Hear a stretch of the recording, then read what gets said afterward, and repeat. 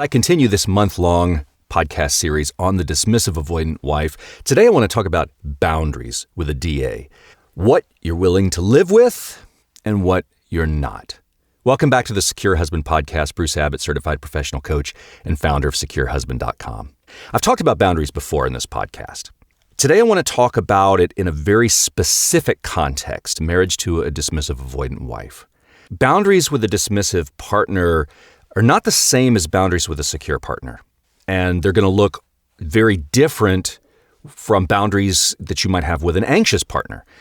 I have to pause for a moment and just, again, restate what boundaries are and what they're not. Boundaries are what is acceptable to you. Boundaries are not trying to control the other person.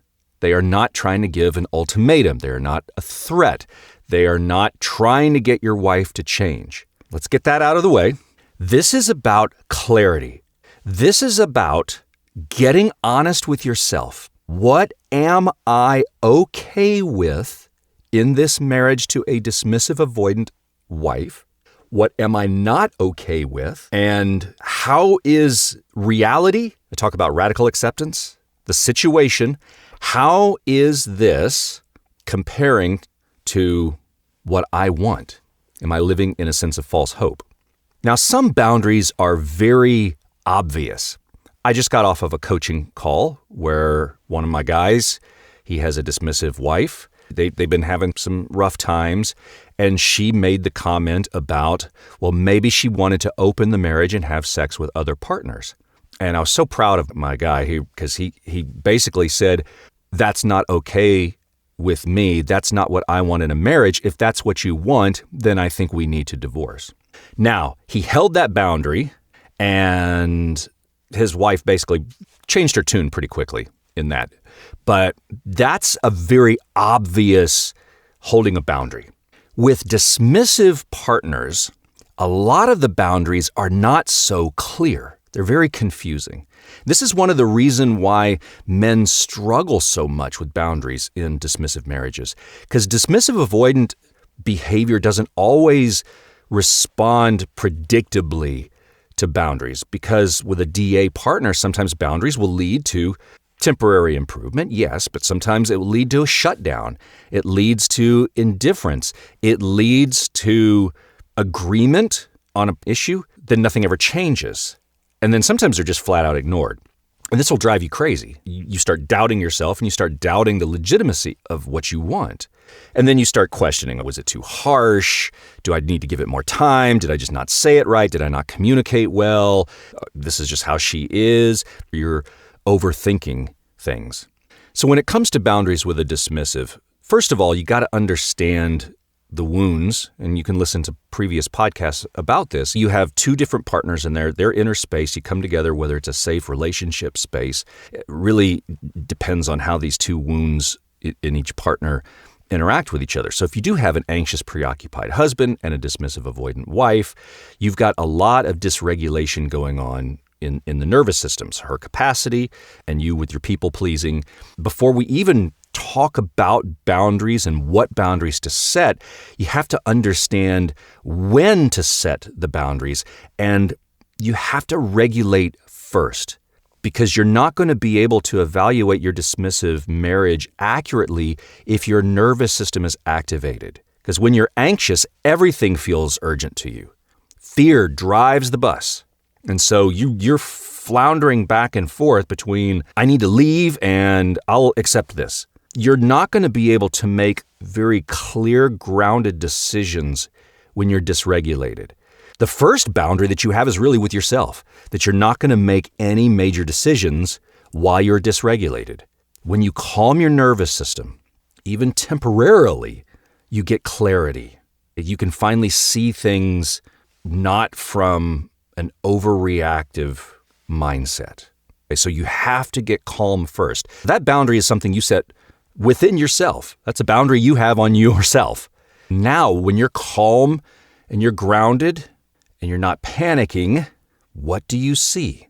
What are you actually seeing in the marriage? Not what you hope to see, not what you fear seeing, not what you imagine could be possible. What is actually there radical acceptance.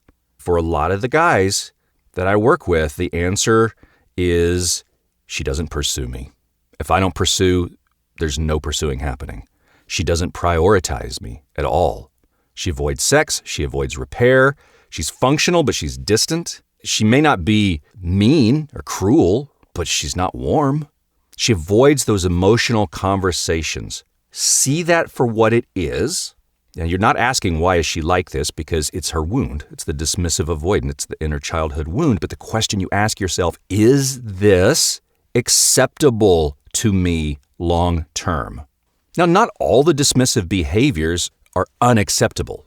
But there are some things that you can live with if other parts of the relationship are going well. Sometimes dismissive wives, they may need more alone time than someone who's not. Maybe they're less verbally expressive. Maybe they need some space after conflict.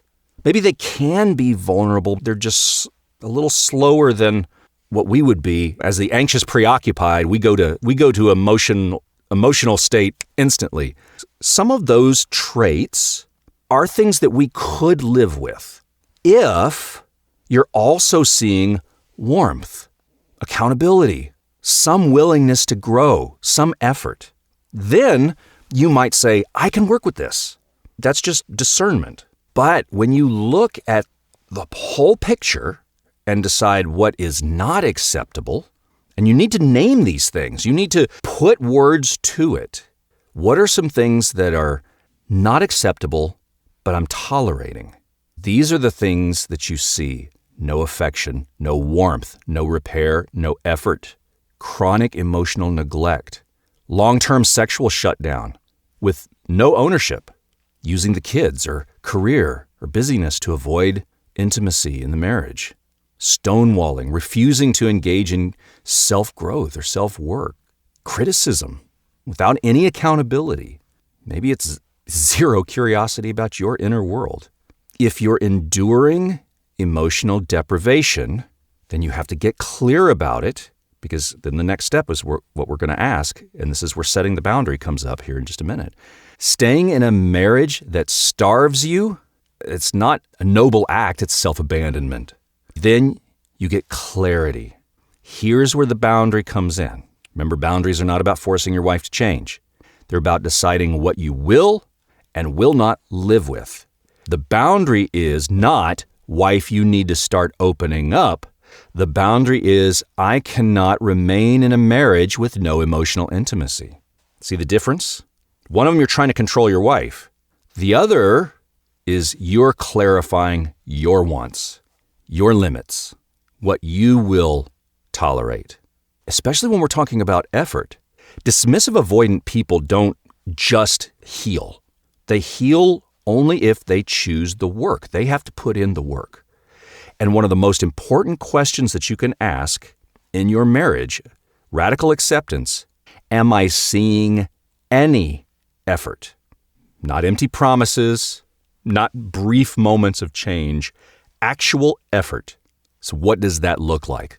Maybe it's therapy or coaching that she chose, that she decided to go to, where she's owning some of these patterns without any defensiveness. Maybe she's reading books or listening to podcasts, attempting to learn, attempting to reflect. If you see small, they might be clumsy, acts, consistent changes, if you see her trying to stay present in the discomfort, if you see her trying, even imperfectly, to repair, if you see any of that effort, real effort, then yeah, be supportive, be encouraging, be patient. That's her trying to be vulnerable, because vulnerability is terrifying for a dismissive. That growth is slow. And that's where you don't have to come in necessarily with a boundary, because you see activity happening, you see action, you see effort. But if there's no effort, and this is where most of my guys get stuck, and this is where they're at right now, if there's no self-work, no curiosity, no accountability, no ownership, then that's the system. And then the question, again, you ask, am I willing to stay in a marriage that will most likely never change? That is a tough question. Not what if she changes, because you've been living in false hope this whole time. What wait a little bit longer. No. Am I willing to stay in a marriage that never improves? That's where your boundary comes from. It's a choice. It's not if you don't change, I'll leave, wife. It's if nothing changes, I am deciding whether I can stay. That's not self-abandonment. That's not punishment either. That is setting the boundary and then acting on the boundary. From there, you may have to have those tough conversations. Honey, I love you, but I need mutual affection in a marriage. And if that is not going to happen, then I think the most loving thing that we can do is go our separate ways. This is so hard for especially anxious, preoccupied men because AP men are wired to preserve connection at any cost. If they're faced with this clarity, their nervous system is going, but what if I lose her? What about the kids?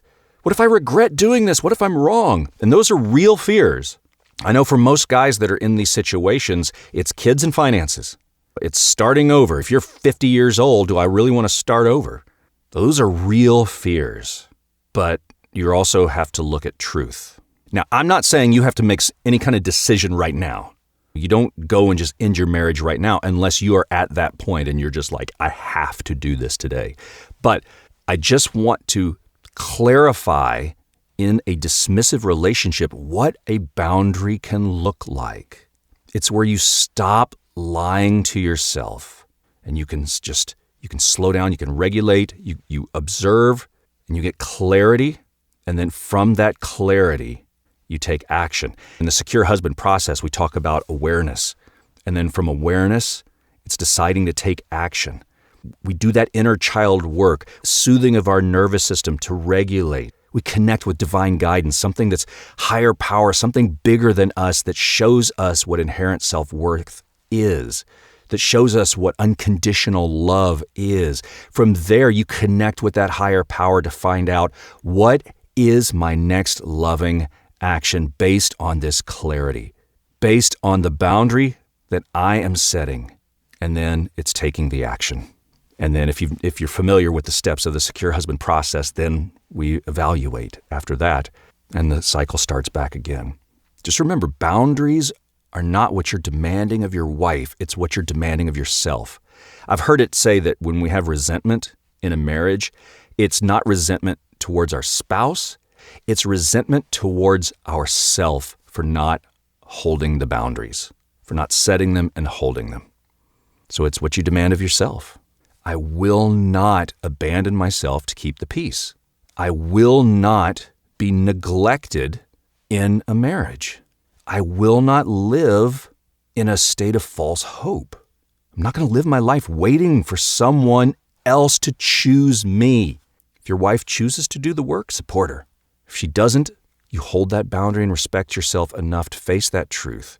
And there is going to be people that are going to send me a note that say, well, boundaries are a definite end to a marriage. Boundaries don't end the marriage. It's the avoidance that does. And if you're avoiding reality, well, then you're never going to be at peace in a marriage. I hope this podcast was helpful for you. There's a lot of guys I've been talking to lately that are going through this very thing right now. I'm going to continue the rest of this month on the dismissive-avoidant wife. If you're a new listener to this podcast, I encourage you to subscribe. Give this a review if it was helpful. Share it with a friend if you think, man, I know somebody who really needs to hear this. And if you need accountability, if you need somebody to hold your feet to the fire, reach out to me. SecureHusband.com. Fill out the form for a free 30-minute consultation. See if one-on-one coaching is right for you. And I'll see you on the next Secure Husband podcast. Thanks for listening.